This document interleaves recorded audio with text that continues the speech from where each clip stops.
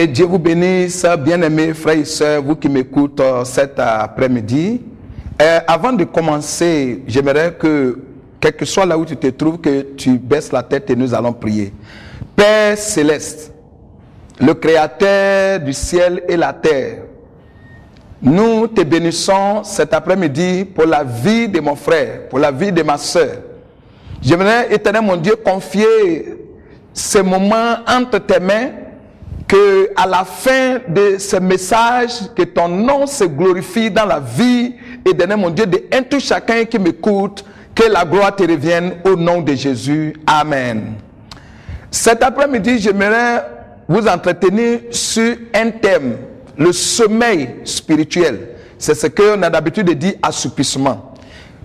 Permettez, et nous allons prendre la parole de Dieu dans le livre d'Éphésiens chapitre 5, à partir du verset 14 jusqu'au verset 17. Écoute-moi. Réveille-toi, toi qui dors. Réveille-toi d'entre les morts, et Christ t'éclairera. Prenez donc garde de vous conduire avec circonspection, non comme des insensés, mais comme des sages. Rachetez le temps, car les jours sont mauvais. C'est pourquoi ne soyez pas inconsidérés, mais comprenez quelle est la volonté du Seigneur. Ne vous enivrez pas du vin, c'est de la débauche.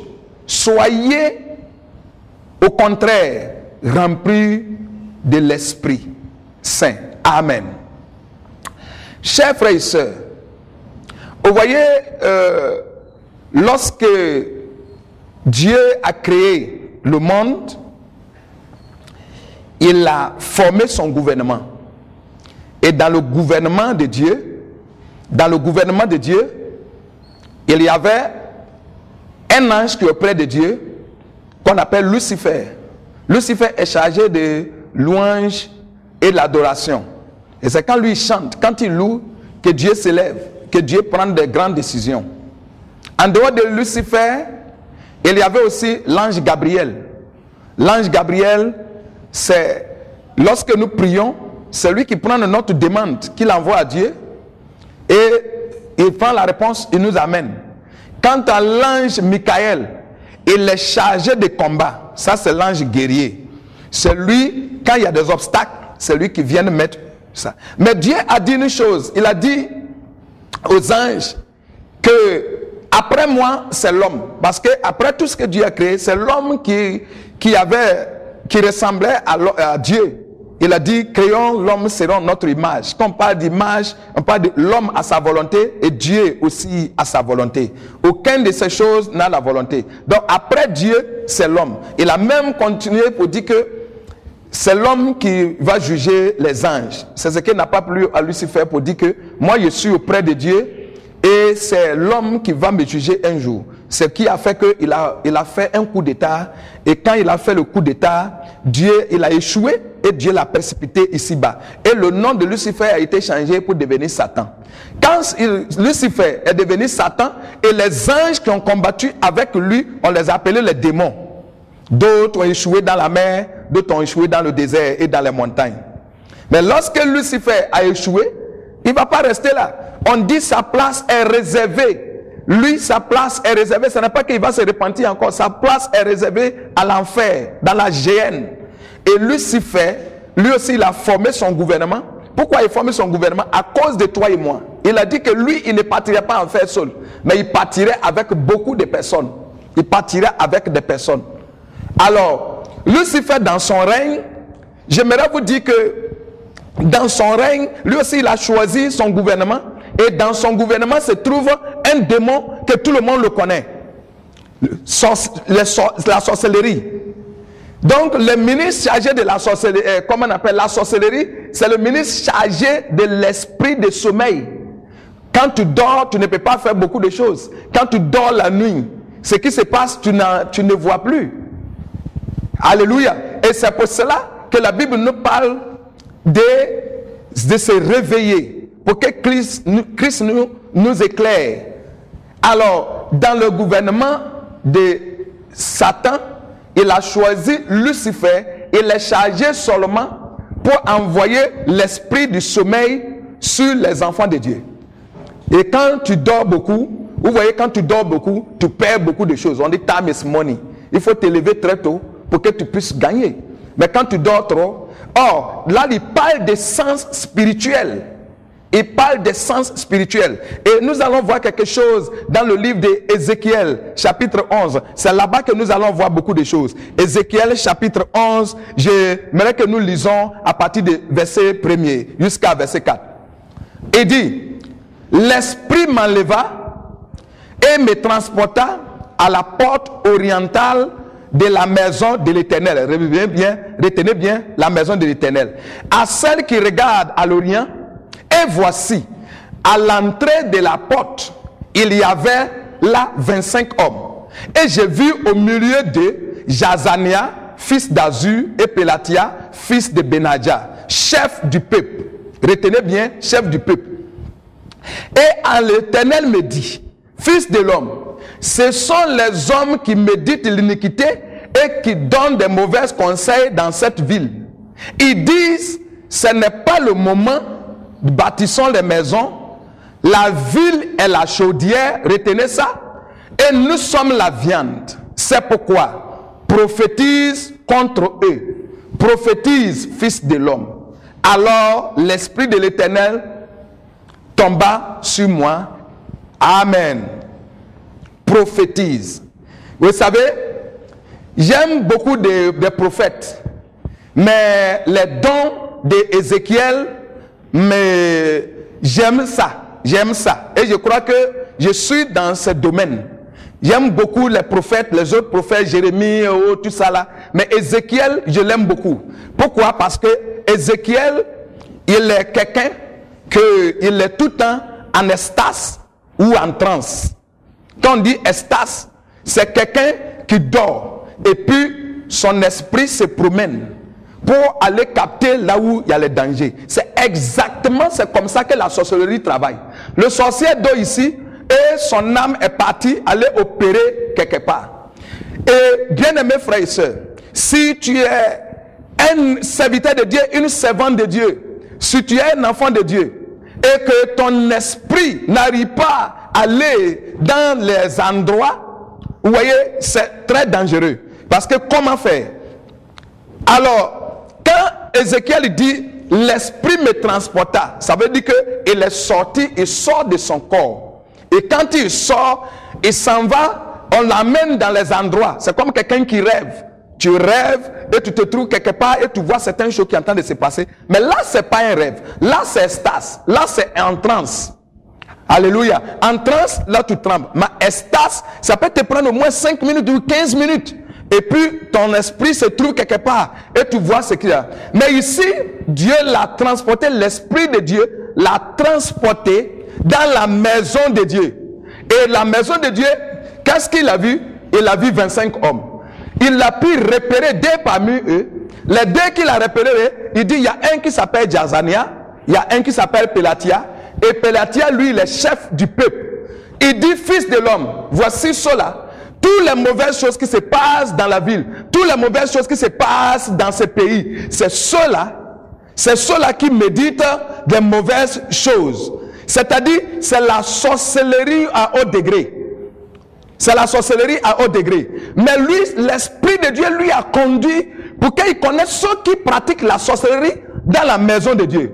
Aujourd'hui, la maison de Dieu, l'église, est remplie de plein de la sorcellerie que nous devons repérer. Si tu n'es pas un serviteur de Dieu pour voir cela, avant-hier, ce qui s'est passé à Yopougon, on dit il y a la femme d'un pasteur, il a mangé ses 2 sœurs, il a mangé 6 fidèles, c'est sorti dans le journal.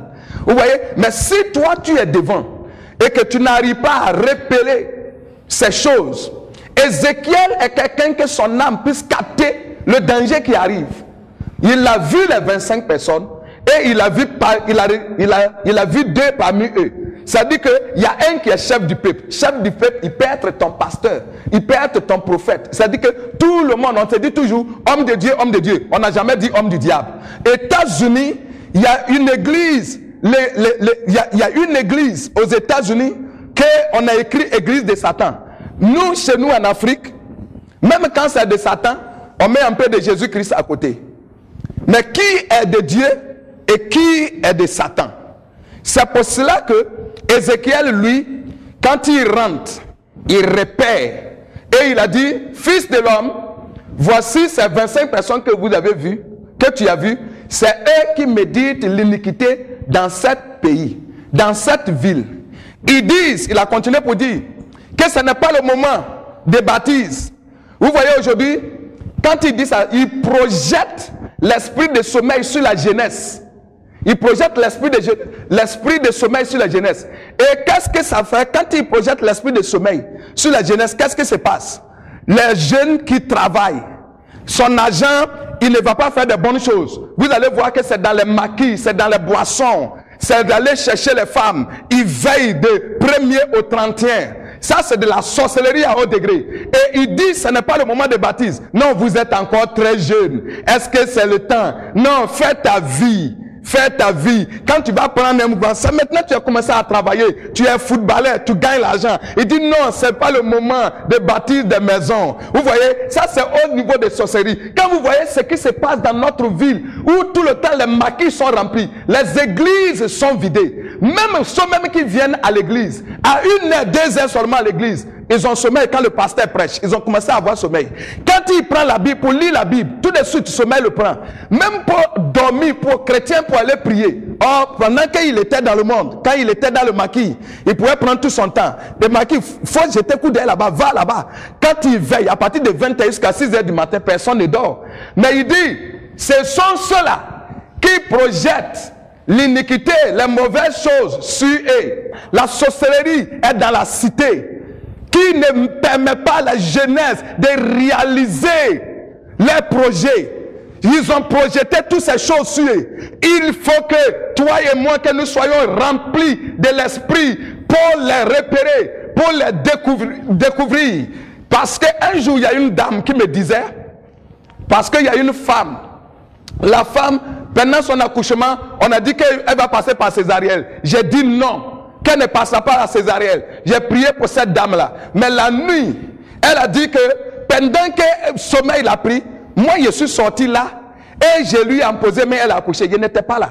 Ça c'est l'ange. Quand ton esprit est fort, l'ange utilise ton âme pour aller faire l'opération. Parce que l'ange ne va pas montrer lui-même. Et c'est comme ça que la femme là, elle a rendu son témoignage et ça se passe à maintes reprises. Si nous sommes des enfants de Dieu, si nous sommes réellement des serviteurs de Dieu, que nous aidions nos fidèles sur le plan spirituel à ne pas rester seulement dans l'église pour prêcher la parole sans le pouvoir, sans la puissance de Dieu. Il faut que nous arrivons à sauver et aider nos fidèles sur le plan spirituel. Ce n'est pas seulement pour être théorique, non seulement pour pratiquer la théorie, mais nous devons aussi, après la théorie, que nous faisons la pratique. La pratique, c'est un esprit. Et si les sorciers s'envolent à 1 kilomètre, il faut que toi aussi tu t'envoles 1 kilomètre pour l'affronter. Quelqu'un qui est en haut, tu vas en bas. Comment tu vas faire pour le battre? Donc il faut que tu te lèves. Il faut qu'on arrive à l'affronter sur le plan spirituel. Parce que Jérémie, c'est parce qu'il se lève et son âme voyage plus vite. Et écoutez ce qui est arrivé là-bas. Il dit, la ville est la chaudière et nous sommes la viande. Qu'est-ce qu'on appelle chaudière? Vous voyez la grosse marmite que pendant les funérailles, qu'on prend pour préparer la nourriture, ou bien quand tu vas dans les restaurations, les grosses marmites. C'est ce qu'on appelle chaudière. Il y a plusieurs maisons qui l'ont transformé chaudière. Il y a plusieurs lieux qu'on a transformé chaudière. Il y a des maisons, quand tu vis dedans, tu n'évolues pas. Il y a des lieux, quand tu habites, tu n'évolues pas. Dieu a dit à Abraham, sors de la maison de ton père, quitte le pays, quitte la patrie, et la bénédiction, je te bénirai. Il y a des lieux que la bénédiction de Dieu ne peut pas arriver là-bas. Mais qui va t'informer? Qui va te détecter? Laissez-moi vous donner un petit témoignage. J'habitais dans une maison à Kouté, plutôt à Koweït. Maison nouvellement construite. Le monsieur, c'est un Guinéen. Et je suis le premier à rentrer dans la maison. 2 semaines plus tard, à 4h du matin, on tape ma porte. Qui est là? C'est le propriétaire. Il a discuté avec lui. Quand il a ouvert la porte, c'était lui. Il a jeté ma caution que je lui a donnée depuis 3 mois. Il dit, prends ton argent et quittez ma maison. Toi, tu ne peux pas habiter dans ma maison. Il n'y a pas de voisinage pour dire que ma prière les gêne. Mais monsieur, qu'est-ce qu'il y a? Il dit, voici mes enfants, si tu ne sors pas, ils vont mettre tes bagages dehors. Il dit, si c'est ça, il m'en va à la gendarmerie. Le monsieur me dit, pardon, tu es mon fils, moi-même je vais ajouter l'argent, on va chercher une maison pour toi. Il dit, mais si je suis, tu es mon père, pourquoi tu es un secret et puis tu ne me dis pas? Le monsieur dit, non, qu'est-ce qu'il va te dire? Ça va rester entre nous. Viens à côté. Il dit, tout le monde prie, mais toi, ta prière est dangereuse, c'est pas bon. Moi, quand les gens habitent dans ma maison, quand ils travaillent, une partie de leur argent vient chez moi et ils perçoivent une partie. Mais ta prière a tout gâté. Pour qu'il y refasse, il faut qu'il achète des bœufs pour faire la cérémonie. Et quand tu es dans ma maison, tout ça là, ça va gâter. Donc c'est pourquoi il dit de quitter ma maison pour aller chercher une autre maison. Vous voyez? Il dit quand tu habites dans sa maison, quand tu habites dans sa maison, quand tu travailles, il y a une partie de ton argent qui vient chez lui. Tu ne comprends pas pourquoi tu habites dans cette maison et que tout ce que tu fais tombe à l'eau. Quand tu as l'argent, tu ne sais pas comment tu dépenses l'argent et l'argent quitte dans ta main. Vous voyez? Le monsieur dit, moi ma prière a détruit et qu'il me demande pardon. Il a ajouté 300 000 francs sur les 600 000 francs qu'il lui a donné pour aller chercher une autre maison ailleurs. Tu ne comprends pas ce qui t'arrive. Mais si tu n'as pas un esprit pour repérer tout ce qu'il fait dans la sorcellerie, comment tu vas vivre? C'est pourquoi il faut que nous changions. Il dit, beaucoup de maisons sont transformées en une chaudière. Tu rentres dans une certaine famille, c'est la même maladie qui est sur tout le monde. Cette maladie est héréditaire. Quand tu rentres dans une famille, il n'y a pas quelqu'un même qu'on peut dire que lui là, quand il y a une situation, lui il peut nous sauver. Tout le monde est égal à les mêmes.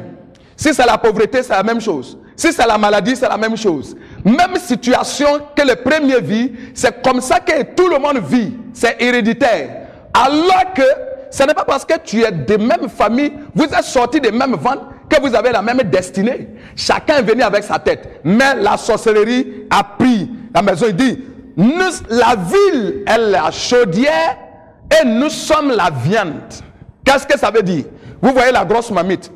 Quand il entend de préparer à la restauration, il prend une grosse louche là, quand il soulève, quand il tourne comme ça là, il y a des viandes qui viennent à la surface. Et c'est là que la fiancée qui est là, va dire, je vais te marier demain. Tu es content? Et on va dire, on t'appelle, on dit, on te promet le travail demain. Tu es content? On te dit, non, tu vas avoir ton visa demain. Tu es content? Mais dès qu'il prend la louche et puis il a pris la même viande pour aller en bas des marmites, c'est lui qui t'a promis, il ne te reconnaît plus. Quand tu arrives même, c'est comme si ce n'est pas la même personne qui t'a fait les promesses. Tu es étonné, mais c'est parce que tu n'es pas de toi-même. Tu es dans une marmite et tu es devenu la viande. Il faut que nous soyons en éveil pour que nous repérons toutes ces choses dans la vie, dans nos cités, dans nos maisons. Je vous dis, je répète encore, qu'il y a des maisons qui sont devenues chaudières. J'ai été au Bénin dans un village. Et quand il est rentré dans le village, il y avait une église plantée là. Il a dit au chauffeur, arrête. Que ce n'est pas l'église qui est là. Cette église est transformée en un cercueil. Et le pasteur, appelez-moi le pasteur. Parce que si le pasteur ne vient pas me voir, il va mourir à moins d'un mois. Et le pasteur, quand il a pris ça, vous savez, il a dit, oh, il y a des gens, et seulement ils sont là, ils voient. Il dit bien, c'est un Béninois, et au Bénin. Et il y a ses frères qui sont là. Mais, je vous assure, il croyait que c'est son argent parce qu'il est pasteur. Aujourd'hui, il a beaucoup d'entreprises que c'est son argent qui peut le sauver. Ce n'est pas l'argent. L'argent ne peut pas acheter toutes ces choses. Quand tu es spirituel et que l'argent commence à venir, fais très attention.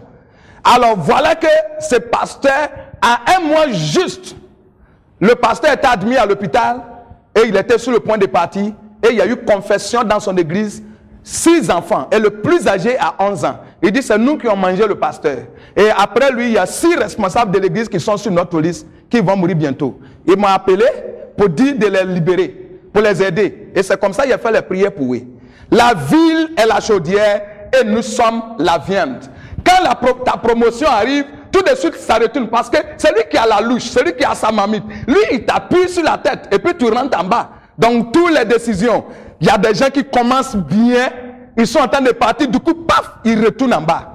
Si c'est l'Éternel qui t'a béni et qu'il n'y a rien qui lie, la Bible dit que c'est la bénédiction de l'Éternel qui enrichit et qui ne joue d'aucun chagrin. Écoute-moi, regarde le verset 13, ce qu'il dit. Le verset 13 de Ézéchiel 11. Le verset 13, nous allons lire. Il dit, le verset 11 plutôt, excusez-moi. Il dit, ça c'est l'Éternel qui parle. La ville ne serait pas pour vous une chaudière. Dites Amen. Peut-être que la maison que tu es dedans, ou la ville est devenue chaudière. Mais l'Esprit de Dieu me charge de vous dire que pour toi, la ville ne serait pas pour toi une chaudière. Et tu ne serais pas la viande. Dites Amen là où tu es. Parce que bientôt, dans quelques minutes qui suivent, tu vas sortir de cette chaudière. Dans quelques minutes qui suivent, c'est toi qu'on t'a transformé comme les moutons, comme les coqs qui vont tuer bientôt. Tu es sur la liste. Un de toi, tout le temps tu es malade. C'est l'hôpital, c'est l'hôpital, c'est l'ordonnance seulement qu'on écrit pour toi. Bientôt tu vas sortir, tu ne seras pas la viande, tu ne seras pas les cibles de la sorcellerie. Ton argent ne va pas rester dans les mains, ton foyer ne va pas rester dans les mains. Il y a des gens que leur mariage, tout ce qui est bon pour eux, l'ennemi a tout accaparé. Et c'est le moment de sortir dedans. Il dit, la ville ne serait pas pour vous une chaudière. C'est le verset 11. La ville ne sera pas pour vous une chaudière. Et vous ne serez pas la viande au milieu d'elle. Et je le lis le verset 13. Mais bien avant ça, terminez le verset 4. Il a dit, fils de l'homme, prophétise. Et on ajoute le verset 13. Il dit, et comme il prophétisait, Pélatia, fils de Benaja, mourut. Amen. J'ai dit que à partir d'aujourd'hui, prophétise que Dieu lui a dit, n'a pas dit de se lever pour dire ainsi par l'Éternel. Il t'a dit de te lever et faire des déclarations, de te lever et prier, de te lever et invoquer le nom de l'Éternel pour dire tous ceux qui sont assis sur mon bonheur, tous ceux qui sont assis sur mon foyer, tous ceux qui sont assis sur mon argent, tous ceux qui sont assis sur mon travail. Si c'est toi qui es la cause de ma chute, de mon échec, il faut que tu te lèves, il faut que tu sois brûlé aujourd'hui. Aujourd'hui, je crois que quelqu'un va tomber, il va mourir pour que toi tu te lèves. Il y a certaines personnes dans ta vie, tant qu'ils ne sont pas morts, toi tu ne peux pas te lever. Oui, ils sont des gens qui sont venus uniquement pour te barrer le chemin. Mais Dieu l'Éternel est vivant. Il a dit, fils de l'homme, lève-toi et prophétise. Et quand il prophétisait, Pélatia tomba et mourut. Écoute-moi très bien. Ce qui est choquant, c'est que les 25 personnes, il ne les a pas vues ailleurs, mais il les a vues dans la maison de Dieu. Vous voyez, pourquoi la maison de Dieu? Souvent, il y a des gens qui sont étonnés. Pourquoi la sorcellerie, Dieu est là, et puis toutes ces choses-là se passent dans la maison de Dieu. Mais moi, je dis simplement, il y a une réponse simple à vous donner. Vous voyez, les poulets qui sont indépendants, qui sont au dehors, ça là, pour pouvoir préparer, pour le tuer, pour préparer, il faut le pousser pour l'attraper. Mais ceux qui sont dans la maison de Dieu, c'est comme quelque part un acquis. Tu as des poulets qui sont dans ton poulailler. Est-ce que si tu veux manger, tu as besoin de courir derrière? Tu ouvres et tu mets la main, tu l'attrapes et tu manges. Tu le tues et puis tu manges. Mais ceux qui sont dehors, il faut les poursuivre. Ceux qui ne sont pas encore en Christ, Satan les voit comme un acquis, comme les poulets dans son poulailler. Il n'a pas besoin de les poursuivre. Mais ceux qui ont accepté le Seigneur, qui sont dans la maison de Dieu, on les voit, Satan les voit la porte de sortie pour aller vers Dieu. Alors, c'est eux, il faut les poursuivre. Donc quand tu regardes dans le livre de Job, il a dit quand les enfants de Dieu sont rassemblés devant l'Éternel Dieu lui-même, Satan aussi était là. Et Dieu lui a demandé à Satan, d'où viens-tu? Il dit, il fait va-et-vient. Son va-et-vient là, c'est où? Ce n'est pas chez moi qu'il va faire son va-et-vient. Amen. Donc, c'est les enfants de Dieu. C'est dans la maison de Dieu que Satan. C'est pourquoi aujourd'hui, quand tu vois dans le corps de Christ, aujourd'hui, l'ennemi des chrétiens, c'est des chrétiens eux-mêmes. L'ennemi des pasteurs, c'est les pasteurs eux-mêmes. On ne parle pas bien de nous-mêmes. C'est nous-mêmes qui s'en vont vendre nos propres frères sur le marché. Bien-aimé, lève-toi et révoque la sorcellerie. Et dit, tu n'en rentreras pas chez moi. Si tu te lèves, tel que moi, je suis sauvé de la maison de ces messieurs guinéens, c'est comme ça que l'Éternel va te sauver. Amen. Si tu es peut-être que là où je suis en train de parler, tu es sous l'emprise satanique, il y a beaucoup de choses qui ont bloqué ton avenir, ton argent, ton travail, ton visa. Je vous donne une seule condition. Voici mon numéro. 57 07 17 57. Je dis bien 57 07 17 57. Ou tu prends 02 77 28 78. Quel que soit là où tu es, quel que soit ce qui t'est arrivé, je crois que quand toi et moi nous aurons en contact, l'Éternel fera la différence. Que l'Éternel fera la différence. Tu dois sortir de ce sommeil spirituel qu'il a fait. Parce qu'il bouche les oreilles. Il y en a même aujourd'hui, ils sont assis dans la maison de Dieu. Et puis prier même là. Ce n'est plus, Satan a jeté le sommeil sur toi. Mais il déclare au nom de Jésus-Christ de Nazareth. Tu vas sortir de ce sommeil-là. À partir de ce moment que tu m'écoutes. Que cet esprit de sommeil quitte dans tes yeux au nom de Jésus. Et que tu commences maintenant à courir. Le zèle que tu avais auparavant. Que tu reprennes ton zèle. Parce que la Bible dit que il n'est pas pour ceux qui sont ni chauds ni froids. Et si tu es tiède, il te vomirait. Il faut que tu sois chaud. Là où tu as commencé et que tu es tombé. Reprenne vite avant que ça soit trop tard. Que Dieu te bénisse.